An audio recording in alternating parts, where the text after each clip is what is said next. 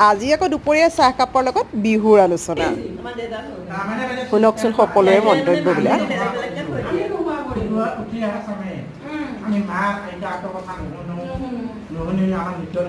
নিয়ম কৰিছোঁ সেইকাৰণে নোহোৱা হৈ গৈছে এনেও গৰু বিহুৱে চিনি নোপোৱা হৈছে টাউনীয়াবিলাকে আমাৰ টাউনীয়া গাঁৱতে গৰু নাই গাঁৱত গৰু নাই চুৰ হোৱাৰ কাৰণে বেছি দিয়া হয় ইমান দামী ৰাখি পেলাই চুৰ কৰি লৈ গুচি যায় নাপায় চাহকাপো একেলগে খাইছে আৰু বিভিন্ন কথাই মহলাও মাৰিছে তাৰ মাজতে এয়া বৰপেটীয়া ভাষাত ছাৰে এটা আশীৰ্বাদ দিছে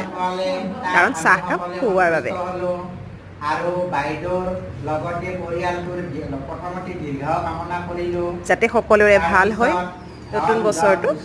তাৰ বাবে আশীৰ্বাদ আগবঢ়াইছে আমাৰ স্কুলখনৰ উন্নতিতকৈও আৰু উন্নতিৰ পথত সদায় আগবাঢ়ি যাওক শিক্ষকসকলে অতি কষ্ট কৰি ল'ৰা ছোৱালী শিক্ষক যাতে ভাল ফল হৈ আমাৰ স্কুলত সুনাম অৰ্জন কৰিব পাৰে